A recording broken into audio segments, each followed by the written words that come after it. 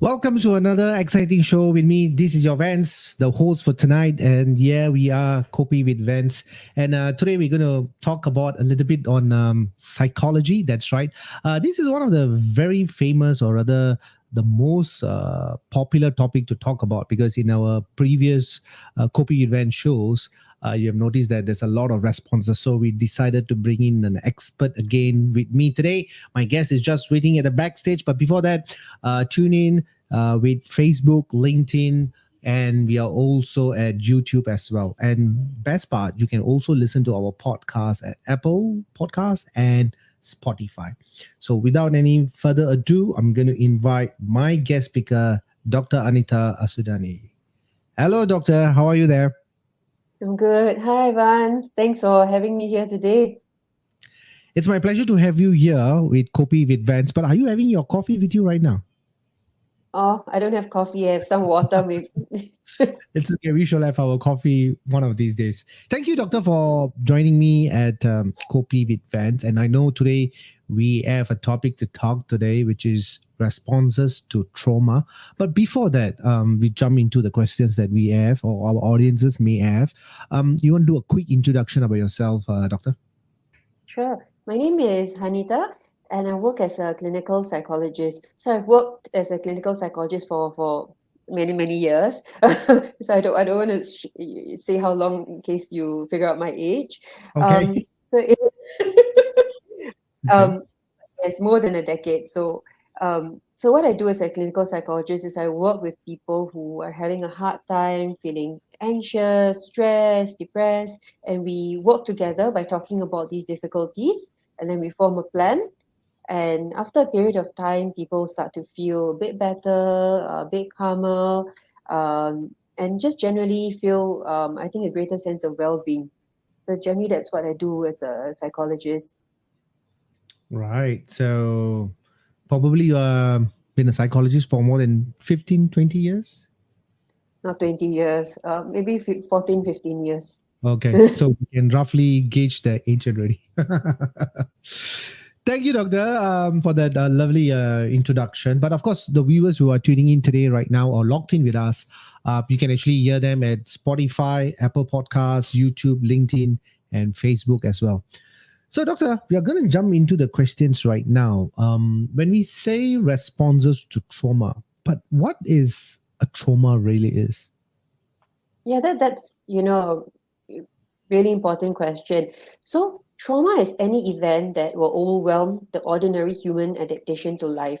So what that means, right, is that it can be a single event or a multiple event wherever you feel like your safety, your autonomy, your life, or even like your limbs are at threat.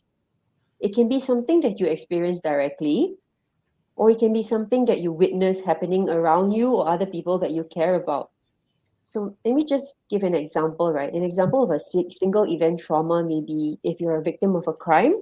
Let's say somebody stole your bag, or you were molested in the train, or a victim of an upskirt video. That is example of a single event trauma.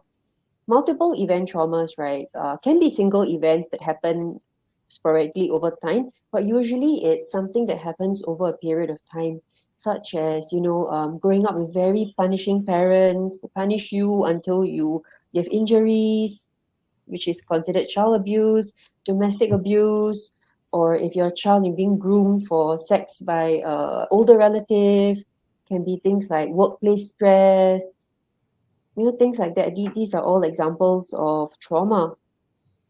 Right. So, doctor, I mean, whatever that happens during the childhood, a trauma, can it Mm. be with the person till his last breath, affecting him? So what you're asking is, let's say if somebody undergoes, let's say, trauma as a child, will that Yeah. affect them, as an adult, till they're older adults? It really depends. So the thing with trauma, right, I think that's one of the myths that if you undergo trauma, that's it. This is going to be with you forever. Mhm. um, it may stay with you for a long time, especially if it's not processed properly or there's no place that is safe. However, as human beings, we are very adaptable and resilient. When we go through something that overwhelms us, we want to grow from it. So it might be that the person over the period of time when there are more resources as an adult, learn different ways of coping with what happened to them as a child. Right. Yeah, doctor, this is a bit of like a memory storage, or can I say that, rather, can I say that is it something that we can't just forget about it? I forget about what has happened. Is that something that as simple as it can be, or is it trauma means it's really something serious we are talking about here? Yeah, so unfortunately, we don't forget because trauma, like I mentioned, is something that overwhelms our ordinary human experience. It's something that above and beyond our human experience. But you know what? Let me just explain a little bit what happens in our brain during traumatic events. So there's this part of our brain, is an almond-shaped structure in our brain, in our temporal lobes over here. It plays a very important role in processing trauma. This is known as the amygdala. So what the amygdala does, it helps us to interpret emotional responses, particularly those related to fear and threat. So our amygdala is kind of our kind of thing that protects us. Okay. So in the face of trauma, the amygdala will trigger this response, and I'm sure you've heard of it, the fight or flight response. Right. Yeah. So this is the response that happens that triggers the stress hormones like adrenaline and prepares our body for survival. However, when there's trauma, right? The amygdala. So what the amygdala does, right, also is in our brain, it will communicate to the other parts of our brain to help us. So, for example, it will communicate with the front part of our brain, which is called the prefrontal cortex. That's usually used in planning, Mhm. processing things, emotional regulation. However, when there's trauma, the amygdala is kind of, really firing, and the communication to the prefrontal cortex is disrupted. So what happens is then the trauma is kind of stored in a very vivid and emotionally charged way. That often is the thing that then causes the difficulties later on. Does that make Wow. sense?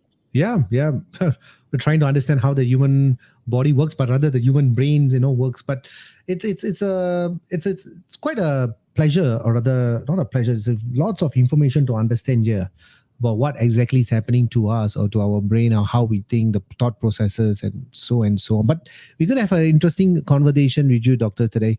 But what are the some common responses to trauma that will have imprint with a person, or somebody has caused some abuse, that kind Mm. of situation, or is it something that is very memorable, like a death also could be a trauma?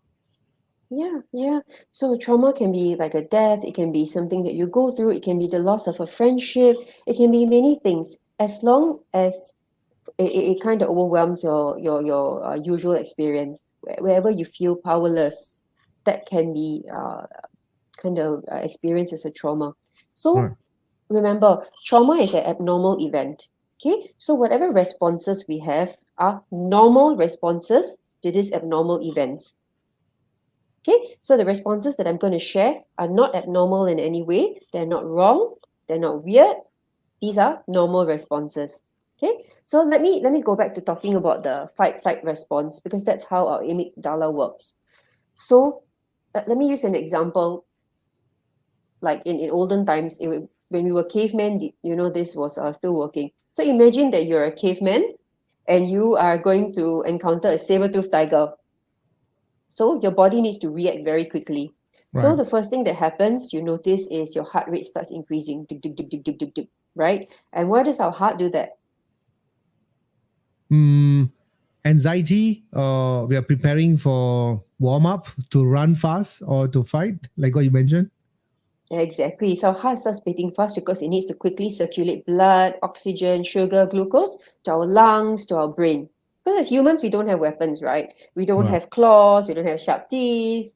Maybe if you keep long fingernails, maybe. Yeah. But we don't have these weapons. Our weapon is our brain. So our body starts preparing. Our breathing gets more shallow.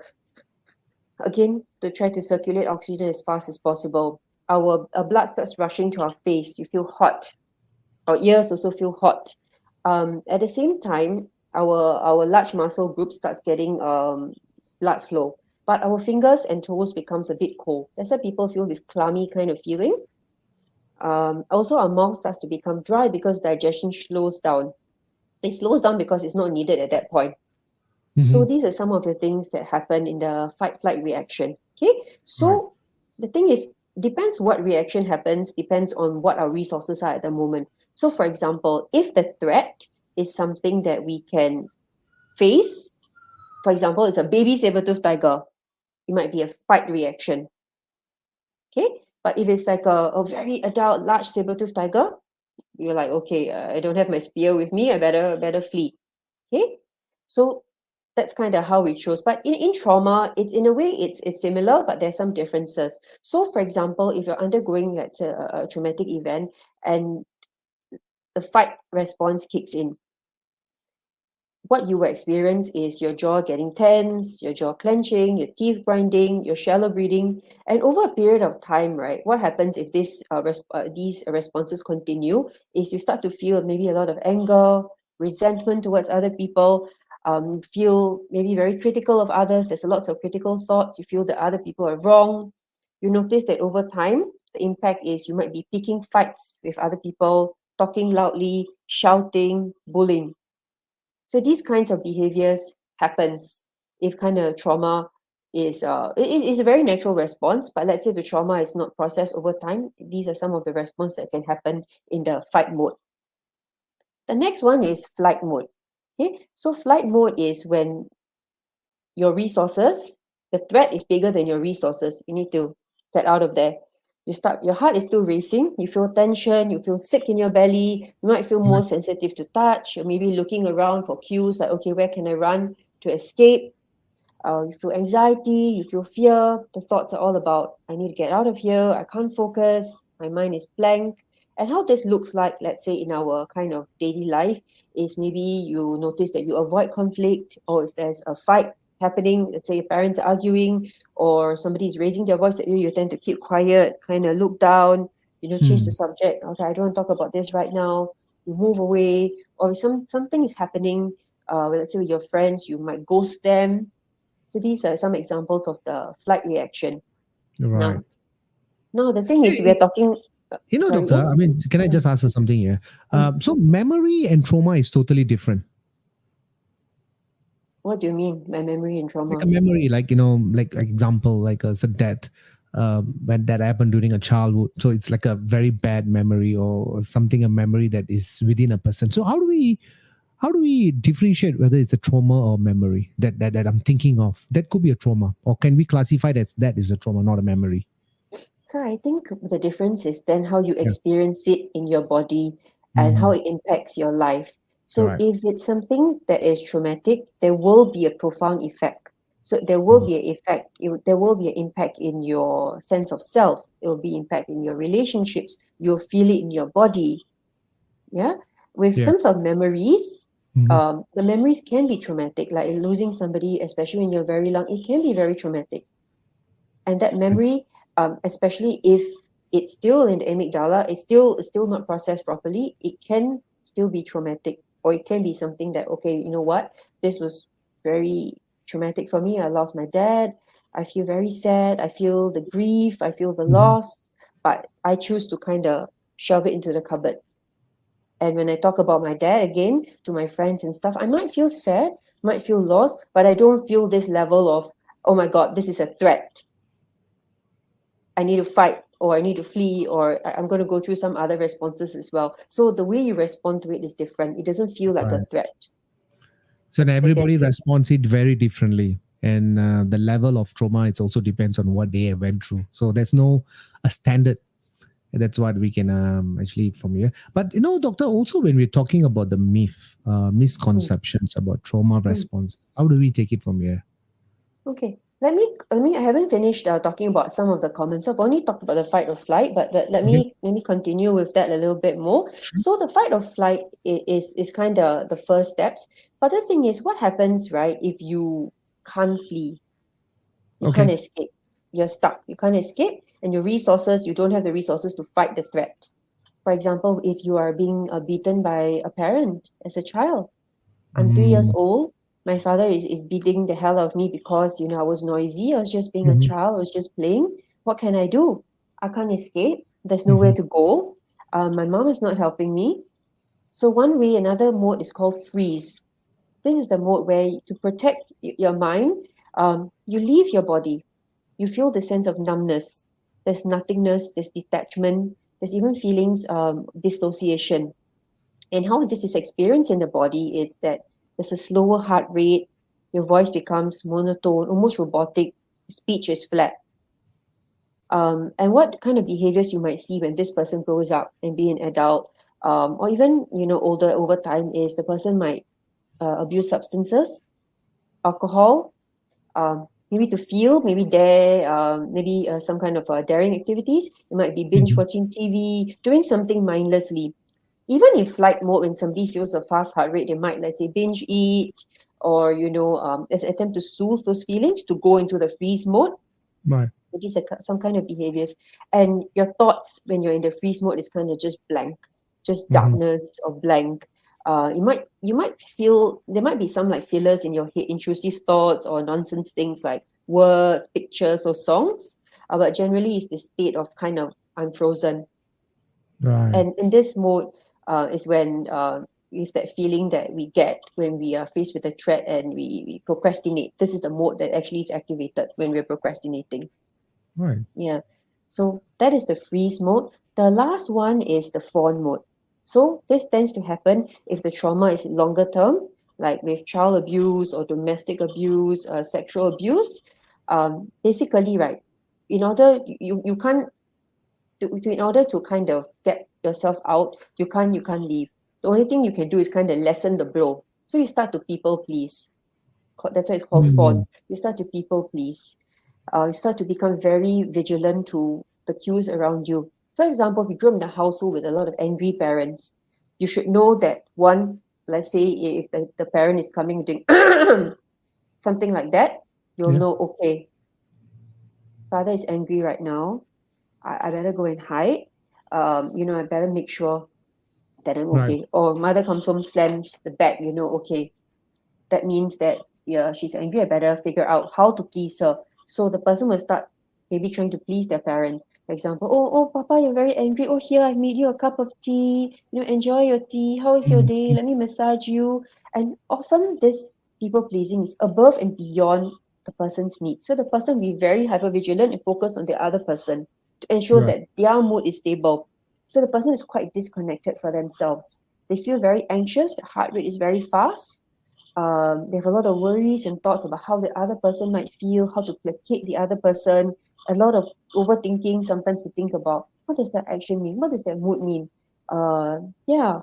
And so these are some common experience. Other common emotion and experiences that is across all kind of four modes is there's a loss of appetite, sleep problems, feelings of Wow. shame, feelings of anxiety, fear.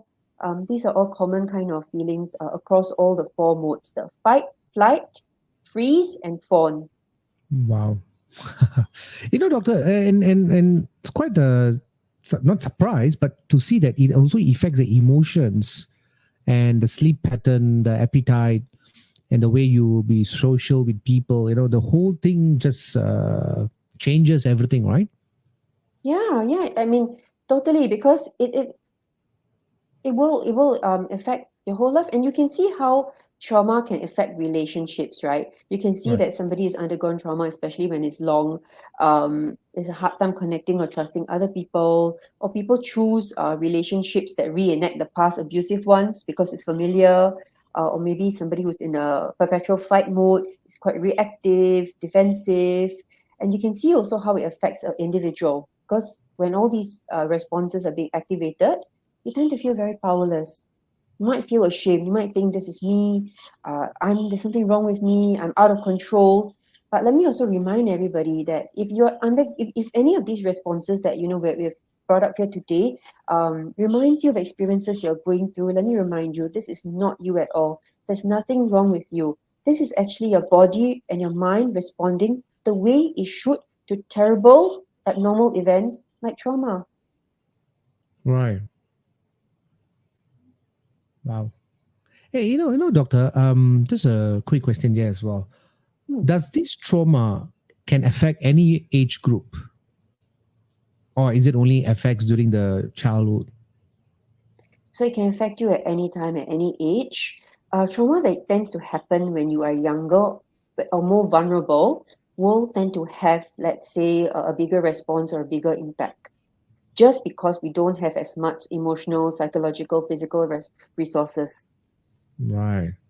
And is there any particular age group that we're looking at below 10 will be more higher to fall into a trauma if it's such an incident? Or is it like, as you become like 18, 20, you'll be able to manage it? Is there a certain age group that you use, or is something So that...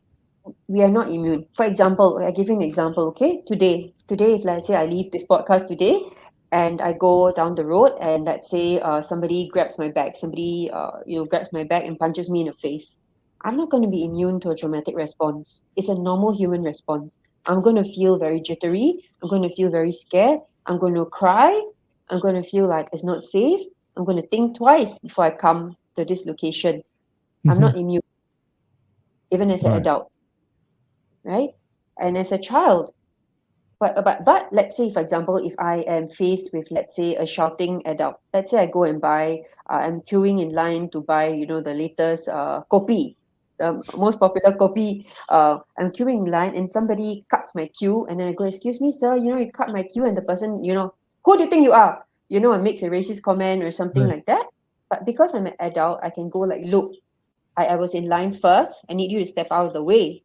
I can advocate for myself." But let's say Mm. if that happens to a child, somebody comes and shoves the child and say like, "Get out of the way," and it's an adult, not two children. The child may just move away, cry, hide, because they don't have Right. the resources to be able to deal with it. So Mhm. they're more vulnerable. Same with an elderly person. If this happened to an elderly person, because they may be more vulnerable, more fragile, they may not have the resources to deal with it. Wow. So situation changes. There's no particular age group. Yeah. Yeah, yeah. All right, doctor. So we will go to the next question, which is we're looking at the earlier on we talked about the three myths or misconceptions about the trauma responses. Yeah, so this is really interesting. So there are a number of myths and misconceptions about trauma. I think the top one I hear from my clients and other people, right, is that people feel like if they were to undergo trauma and they have some of the responses that I shared before, like disconnection, feeling angry, feeling fearful, um, people pleasing, they think they are weak. Right. So they go through a traumatic event, some over a period of time, long-term sexual abuse, multiple events. They think they are weak, but having these responses has nothing at all to do with weakness. You feel powerless and ashamed because the control has been taken away from you. Mm-hmm. And I think that's the thing that saddens me the most when I hear people saying that, "Oh, I've been through this traumatic, my cousin used to abuse me when I was younger. I should have stood up. I should have said no. I should have done something. I'm weak." I'm like, come on, you're 4 years old. When he took, let's say, that ruler and you beat your buttocks until it was red, what can you do as 4 years old? You're just out Mm-hmm. of your diapers. Right. The fact that you are still standing here talking to me, and suggests strength. The fact that you somehow got yourself out of it, and then you learn from it, right? You're probably never going to do this to another child. That suggests strength. So that's one of the top misconceptions, that the person who has traumatic responses or undergoes trauma is weak. Right. Right? That's the first one. The second one is, sometimes people think, right, that only big events are traumatic. So people will say, "Oh, but I didn't undergo a tsunami. Why would I have Mm-hmm. trauma? Oh, I didn't go into a car accident. Nobody died in my life. How come I'm experiencing these kind of experiences? Why do I feel anxious every day? Why do I feel like sensory overload? I need to shut down." No, the thing is, right, it's not really big events that are only traumatic. Trauma can result from a range of experience, including seemingly smaller events. It's kind of like the straws that break the camel backs. Okay? Example, if I grow up with very critical parents, one time your parent loses their temper at you, that's fine. It happens to all of us. But let's say every day you come home, you hear, "Oh, you're so stupid, you're ugly, you're so fat, you're such a loser." Every day over a period of time, you hear, you're in an environment where there's a lot of noise, not safety, um, It may seem like they're no big deal, but actually they Mm-hmm. are. It accumulates over time. It's a cumulative effect. You will see this in, let's say, people who undergo systemic racism, poverty, um, and what's more important, right, is the person's subjective experience of the event. That is the thing that determines the impact on the individual, not how big or small the event is. Right. Because somebody can go through, let's say, like we've all just been through a huge collective trauma, COVID, and now Mm-hmm. we're going through vicarious trauma when we look at all the things that's happening in Palestine, the Gaza Strip, Right. right? So we're all going through that as well. And these kind of things add up. So it's not just big events. It can be cumulative events over time. It can be small events. It can be mix of big and small. It's what happens is your subjective experience is the one that determines. Right. Yeah. Um, No. and the last myth, I hear this a lot, and I think you even brought it up earlier, that Mm-hmm. sometimes the myth is that after you've been through a traumatic event, you're broken. You can never heal. That's it. You're going to be this way forever. Mm-hmm. That's not true. Yes, trauma is life altering. It will change your life, and you've been through even a small traumatic. It will change your life because that's what it's supposed to do. You're supposed to learn from the trauma, and there is suffering. There is suffering. However, there's also opportunity for growth and healing. So after you've been through a traumatic event, when you take care of yourself, when you have support and people around you support you, you can heal and you can grow and learn. Um, let me give you a very common one that happens to a lot of people. So I think um, a lot of us go through generations where we are scolded. That the belief was punishment and scolding, but all this punishment and scolding kind of form this voice in our head that's very critical. Yeah. But Yeah. let's say now as parents, people who undergo that may think like, you know what, I don't want to scold my children. I want to be kind to them. I want to show them compassion. Okay, never mind they got like I'm not so focused on getting 99%.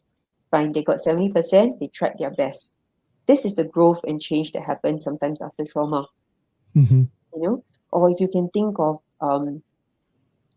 somebody who, let's say gone through a traumatic event, and one of the responses was to binge eat. Of course, if you binge eat, you will gain weight, right? And one of That's right. the events after that, the growth is I start to exercise. And I wonder if you've also experienced that in your line of work, that you see people who've actually gone through traumatic events and they're trying to recover, they're trying to heal, they're trying to take care of themselves. So they start exercise, they start to, care for themselves.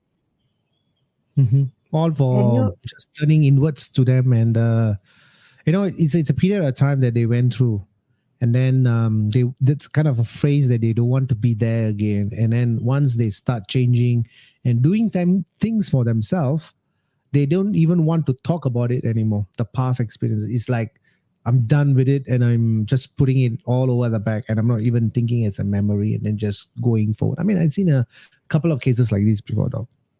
Yeah, yeah, and exactly like when I think you help people, let's say, to build their strength, that's Yeah. also building their resilience. And Yeah. then you start to grow because you learn things like, oh, actually, my body is mine. I can take care of it. I can build it. It can be strong. I can run 10 kilometers. I can lift, I don't know what's a heavy weight, 50 kilos, and things like Yeah. that. So that's where the Right. growth and healing comes as well. So always remember, after a trauma, you are never broken. There's nothing wrong with you. You don't need to be fixed. There is a wound and you can be Mhm. healed.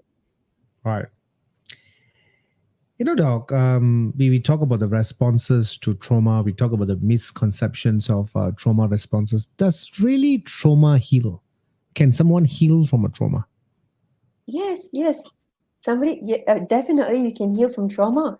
I mean, first thing to share is not all experiences of trauma lead to disorders like PTSD or depression or anxiety, but it can affect us over a period of time. And no two people's response to trauma is exactly alike. Okay, after we've been through, let's say, an event that's traumatic, there's some level of acute distress. For example, like I said, if I was mugged, I would feel anxious, I would feel distressed, and that will dissipate over time. Okay, so first thing to do to heal from trauma is educate yourself about the trauma, what your responses are. Look through some of these experiences that we talked about. Say, do you notice that some of the experiences that you're feeling is more like freeze mode? If it's freeze, you notice that you are procrastinating a lot, or your mind is blank, or you feel like you need to shut down often. Something that might be more helpful for you to care for yourself is movement, exercise, playing, having fun, for example. So once you educate yourself, you know how to care and support yourself.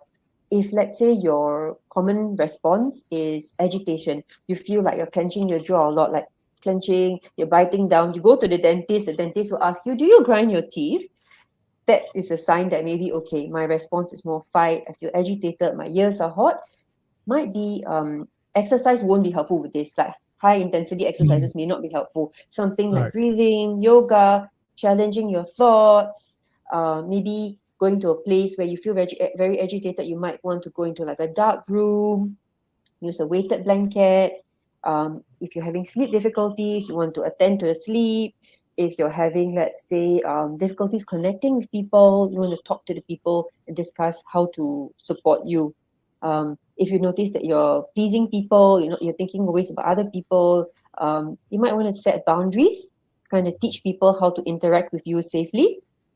Yeah. So that's these are some ways that you can do yourself. Of course, with trauma, right, therapy is very important. You want to use you want to find, let's say, a therapist, or go with therapeutic approaches that focuses Yeah. more on trauma. So often these therapies address the trauma, allows you the space to talk about the trauma, some education of what is going on for you, and teaches you how to regulate the amygdala's response. That is the thing that promotes the healing and recovery. Another way of healing, especially if you're a victim of a crime, take legal action if you can. Tell your friends, tell people what happened. Don't hide it all inside and feel like, oh, this is my fault, I'm ashamed, something's wrong with me. You might feel that way, but tell your friends, tell them what you're going through. Tell them if your spouse is hurting you at home. And Mm-hmm. also remember to have kindness and compassion for yourself. Don't look back and go like, oh, I was so silly, I should have, beaten him. But 5 years old, or your woman, your husband is screaming at you, what can you do? Right. Be kind to yourself and recognize that healing is a gradual process with ups and downs. Build your resilience um, by taking care of yourself. Put yourself as the priority. That is how you can heal from trauma. Once you recognize that you are important, you can heal and put yourself as priority. Right. And doctor, we're talking about healing here, and when we say heal, everybody works differently. Everybody has a different limitations. Is there a minimum period that we are looking at? If someone said, "Hey, you got to heal from a trauma," is there like, okay, minimum 6 months? Can we put a number of months there, or it really depends on the individual and the therapist? It really depends on the individual. I would say not so much about period of time that matters. It's kind of what you do in the period of time. So maybe I can share what being healed from trauma looks like. I think being healed from trauma looks like you feel more grounded. Your nervous system is more regulated. You don't feel so jittery all the time. There's some calmness. You notice that you sleep better. You Mm-hmm. notice that your interactions with other people feel more free, that you're not holding something at the back. You're not thinking about, let's say, what other people think of you all the time. All right. Maybe you feel more light, you feel more playful. You can, if you talk about something that happens to you, you're not like totally breaking down and weeping. You can kind of go, okay, this happened to me. This is my story, and I'm better. I'm here.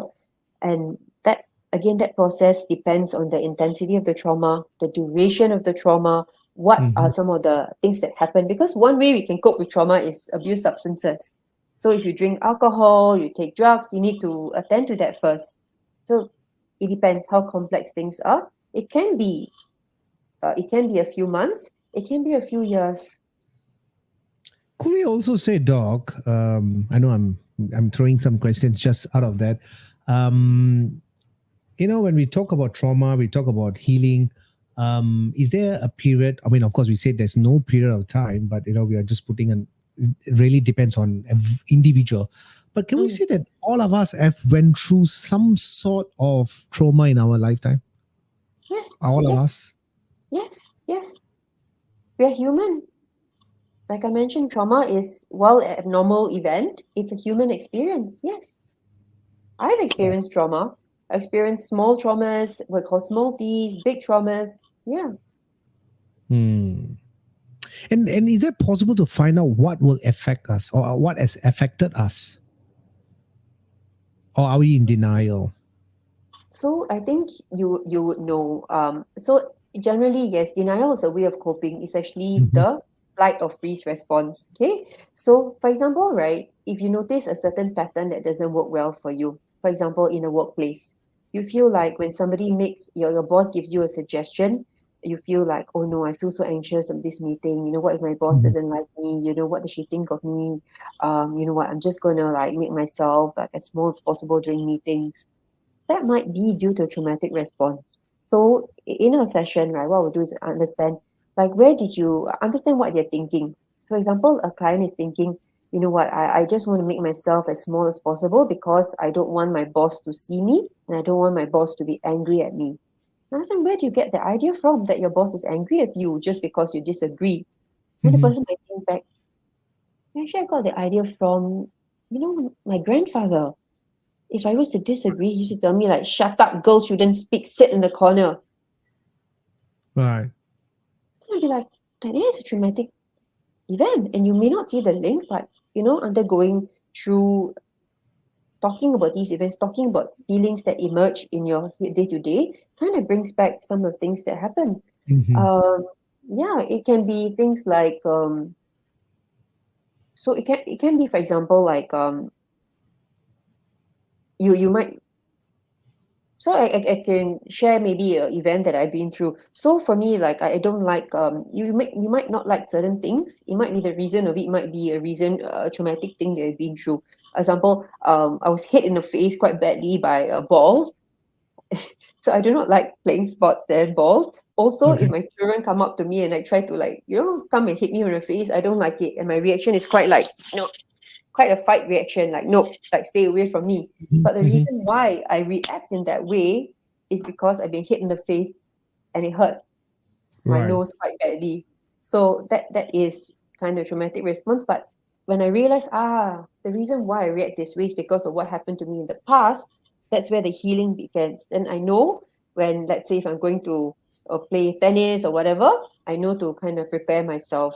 Like, okay, Protect yourself. yes, or maybe if my children are coming and tell me, don't hit me in the face. You can, if you really want to like play, you can tap my shoulders, you can Yep. kiss me on the cheek, that kind of thing. So that's where the healing is. Right.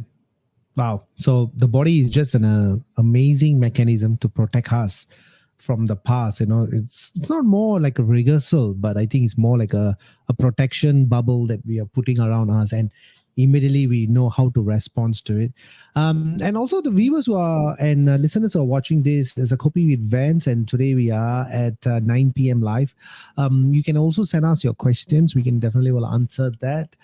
Today's topic is responses to trauma, and today with me is my guest speaker, Dr. Hanita Assudani. And we are going to go into the next question itself. Doctor, we are going to go into support system. We talked about the myth, we talked about the responses to trauma, we even talked about the healing. How much of this support of the family and of friends that I know you talked about it. We have to tell our friends, I mean the trusted ones or the close ones, what's exactly is happening to us. But sometimes when we talk to our friends and loved ones, they may not be the expert or the therapist or the psychologist. So they may give another 5 or 7 of their experiences. Will that be great? Or is this the first level of contact or first level of communication before seeking the experts? Yeah, so there are lots of things we can do as a friend or a family member. And of sharing our own experience when somebody is talking about trauma as a first instance may not be that helpful. What's more helpful, right, if it's the person listens empathetically, kind of just let the person talk. Because remember this, when the person is coming to share with you about their traumatic event, they have to kind of rustle up some courage. It's scary to kind of even talk about what you're going Mm. through. So make that space for them. Actively listen. Don't impose your judgments and opinions. Don't be, why never fight him off? Or something like that. No, reserve your comments to yourself. just being heard and being understood is a powerful form of support, because the person who's been through that event doesn't feel alone. That's important. Nothing you can do is, if you know that people around you has been through trauma, or you notice trauma responses, is educate yourself. Learn about the effects of trauma to understand what your loved one is going through. Don't blame them for their experiences. Read books. There's so much information out there about trauma. There's two good books that I recommend. One book is The Body Keeps the Score by Dr. Bessel van der Kolk, and Be the Love That You Seek by Nicole LaPera. So hers is more about childhood, long-term events. Bessel kind of talks about different types of trauma. Research. Go to Instagram. Go and listen to people talking about their own trauma. There's lots of resources out there. Another thing you can do is respect the person's boundaries. If you notice that the person needs some space, they need space to process what they're going through, let them take the lead. Don't pressure them into disclose what they want. Don't pressure them. Tell me what happened to you. Then what he do. Then what he do. You're not interrogating for a police. It's not a police interrogation. Respect their boundaries. Just be there. They will share with you how much they want to share. And never underestimate the importance of practical assistance. Sometimes you cannot do anything emotionally. That's okay. Just support practically. If you notice, right, you go to your friend's house, the dishes are all piling up. There's hair in the sink, the drain in the toilet. House is a mess. Just clean up. Send food. Cook something. Or even, let's say, if you notice somebody who's been through birth trauma, that's a very common one. You go and visit your friend who's just given birth, and you notice that she's not doing well. Her birth is very traumatic. You have to have some interventions or emergency C-section. You probably know there might be some trauma. Your friend's not quite right. Just help. Say, you know what, I'm going to watch the child. You go and bathe. Or you know what, I can watch. Even you can watch the child for an hour. Or I will pick up the dishes. I will send some food. Think any kind of practical help. Right. In fact, I think the most help people can offer is kind of daily practical things. It can even be, let me help you call and make an appointment for you to cut your hair. Let me just do that. Let me just take that. It's kind of the stuff that we do after somebody has died. It's very similar that we try. You said, leave this with me, I'll do it. Very practical assistance. It might also be, if you notice the person is a victim of a crime, you might want to give them resources like, I'll go with you to the police station to make a report, or help you engage with community professionals like Aware. I'll come with you. And the last one is encourage people to seek professional help, especially if you know that the kind of support is beyond your resources. You don't have to take that upon you. Because then you yourself might feel resentful, might feel like, I want to stay away from this person, which is not fair to the both of you, right? So maybe you can offer to research mental health professionals or accompany them to appointments. Tell them like, I really care about you. I think you might need some professional help with what you've been through. Let me help you make a call. Here's the number for Alliance Counselling. You can send an email. I can do that for you. And that's crucial in the healing process. And these are some of the things that your friends or family members can do. Doctor, getting help nowadays seems like weakness, but of course people are now overcoming it, right? No, if I need help, it's not weakness, it's my strength. People are coming forward. But if someone is going through some kind of a trauma or some kind of a psychological issues they are facing, depressed, no mood to socialize, there's no much of communications, losing weight, no much of entertainment, and so forth. The list just keeps on going. But how one should identify, or the loved one should identify that, okay, it is the right time to consider to get help for you, and sometimes some might not welcome the help. Say, no, why must I see a psychologist? I'm not so and so, I to see a psychologist, because this is kind of a barrier they have, or they might also worry what others may say or see if I seek help. What is your take on this, though? So, like what you said, right? Seeking help, right, is not a weakness at all. It's a sign of bravery and a sign that you care for yourself. I mean, we wouldn't think twice, right? Like if I have a cold, I have a cough, I wouldn't think twice. I'll go to the doctor and get a checkup. In fact, we'll ask doctor, okay, check whether I have COVID, check further, do even more checkups, right? I wouldn't think twice. mental wellness is the same thing. So when the right time to consider help is the at any point of time where you feel you would like help or support. If you feel I would like to speak to somebody for support, I want maybe just to talk to somebody just to kind of let out what's in my head, that's the right time.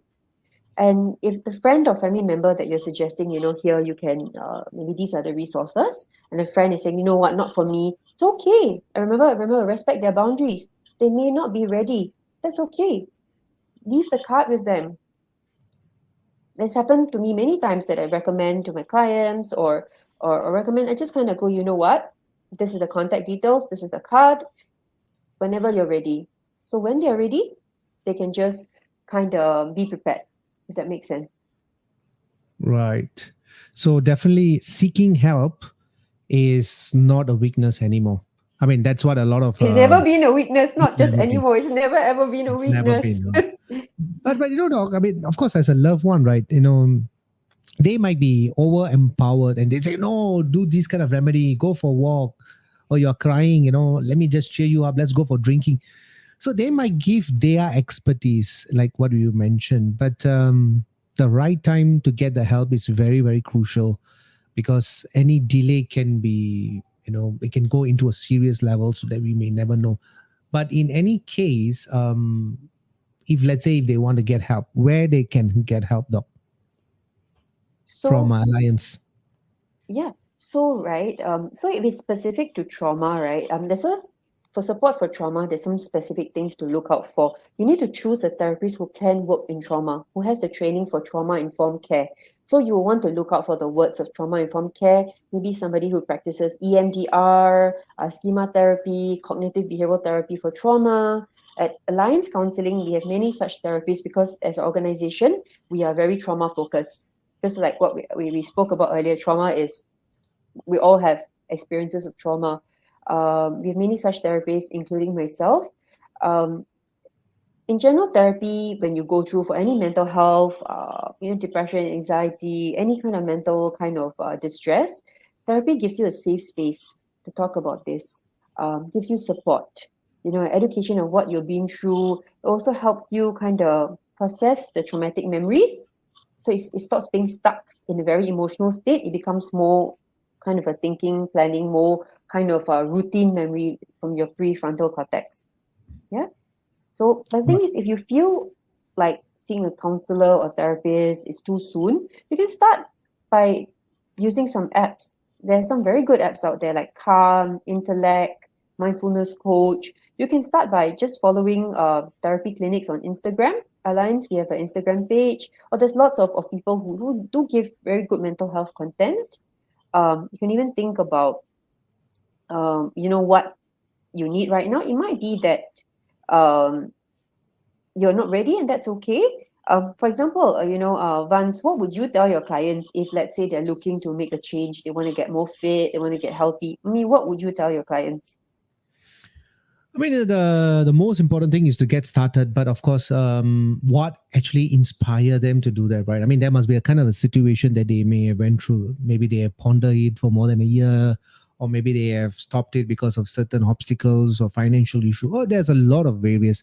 But knowing what is the best for them, that makes their journeys going to be very fruitful for them. So if someone say, hey, you know what, I want to get started in exercising, I want to look good, I want to look fit, I want to change my life, I want to be the hot 10 bots, in the upcoming magazine, then of course, let's get started up. It's a lifestyle, slow steps, but the most important thing is to take the first step of it. So that is a whole key for success. Exactly. And that's the same thing with mental well-being. Take a step. The step can be something small. It can be today, I will follow an Instagram link. It can be today, I will watch this podcast. That is the first step. The next step could be, okay, let me ask for recommendations. That is also a step. It can be a bigger jump, like tomorrow I make an appointment and I see my therapist for, just think about one appointment first. If it works, I meet for a longer period of time. Exactly. Mental well-being is the same. The first step. So, Doc, if any listeners or viewers who want to contact Alliance Counselling, how they can go about? So you can reach us at admin@alliancecounselling.com.sg, and we have two outlets. One is at Cluny Court, And where I'm at East Coast. Okay. The Bukit So Timah I Road, think it's also another location, right? yes. Not so that's Cluny Court. So we've Okay. got in Cluny Court, that's 501 Bukit Timah Road. Yeah. And our other outlet, let me just pull up the address. And where Sure. I'm based in the East Coast, Okay. um, is at All right. So viewers 121 watching this, Upper yeah, East one to Coast one. Road. Okay, 121 East Coast Road. Okay. Yes, 121 Upper East Coast Road, 0201. Our contact number is 6466 8120. 8120. Okay, yeah, there you go. So the number is 6466 8120. So you can Yep. actually contact them if you do need help. Help is not weakness anymore. It's about strength. It's about bravery. That's what we talked about. Doc, we are already in 50 minutes of our podcast today. Of course, we talked about the myth, the trauma responses, the way to what's the healing. This now we know that the healing depends on individuals and so forth. But we're going to go a little bit more into yourself right now. So, what motivated you to become a clinical psychologist? Wow, I think it goes way back. So I'm somebody who is quite I've got high level of empathy. I consider myself to have this personality trait called an empath. So I can quite easily pick up, how people are feeling, how they're doing. And once you have this knowledge about how people are feeling and doing, you'll realize that there's a lot of suffering in this world, Mm-hmm. right? That most of the emotions we feel are not great emotions. That sadness, anger, jealousy, envy. So I can, when I was younger, I could tune into some of these feelings. And over time, I realized that if I provide support to other people, people do get better. They feel connected, they feel supported. So naturally, at first I thought this was being a brain surgeon or brain doctor because I didn't have the language for it. Um, and children, we will always know what a doctor is because you have to go for regular checkups, but you don't know what mental health is. Over time, I think when I was in my teens, that's when I realized actually the correct word for this is psychologist. So it's somewhere around my secondary school that I kind of felt like, okay, I want to be a psychologist. I Right. learned the different types of psychologists, and that's kind of what motivated me. Wow. Okay, that's to get to know you a little bit more of you. And what is the best part of your job that you love doing? Wow, best part of my job. Um, there's lots of things good about my job. So I think the thing that touches me the most is when somebody who has been struggling for a while or feeling that they're not good enough and they start doing something and they come into the session, I can just see the difference. They're walking like taller, they're beaming with pride. Um, they tell me that I'm so pleased with myself or I did this differently today.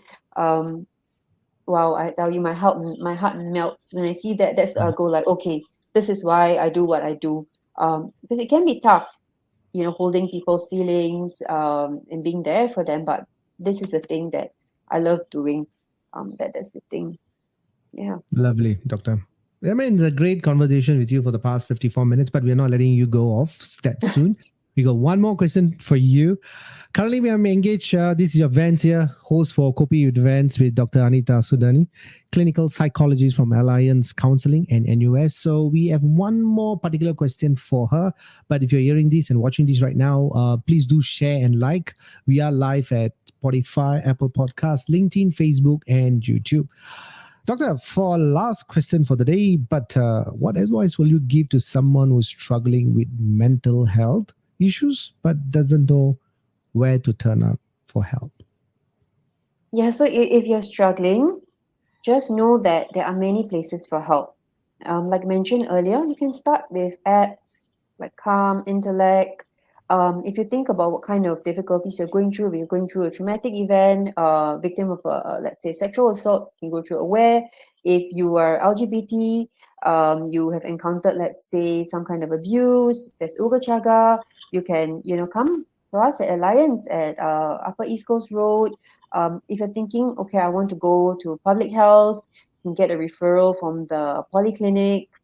Yeah. So there's lots of places you can, read articles online. There's lots and lots of places to go for help. I think it's not really the issue of where to go for help.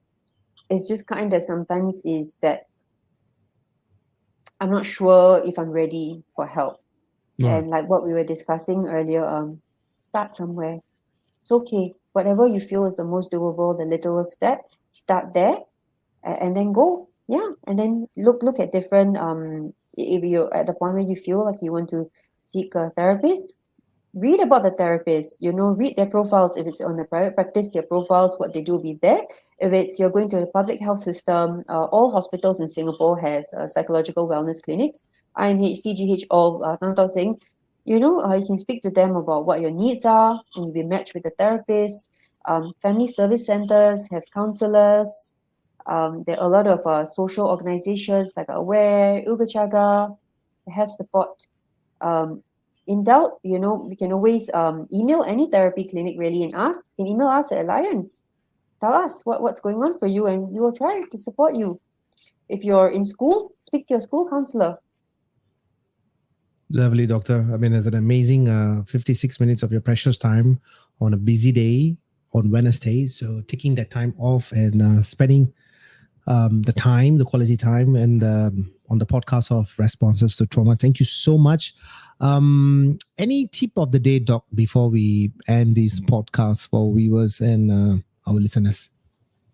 I think the main thing is just remember, if you go through any of the experiences we've talked about today, these responses, they are normal. You are okay. There's nothing wrong with you. You're just going through a hard time. You're just coping in the way that your body is designed to cope. Just have kindness, grace, and compassion for yourself like you would do other people. And that's my biggest tip to people. Thank you, Doctor. Thank you so much. And another Starbucks, if not Joe and Doe, coming up next will be our second coffee session. Maybe a tea, depending. It doesn't have to be caffeinated beverages, but yes, water, coffee. water. Yeah. Maybe the viewers can recommend where's the best coffee in Singapore. Yeah. And for another great conversation with you, Doctor. Thank you so much spending your time with me. And we are viewers at Kopi Events, and viewers who are watching this, we will be at Spotify, Apple Podcasts, and you can watch this video and audio as in YouTube, Facebook, and LinkedIn as well. Thank you so much, Doctor. We will stay connected and we will be in touch again. Yeah, thanks so much for having me today, Vance. And thank you everyone for taking the time of your schedules to listen to us.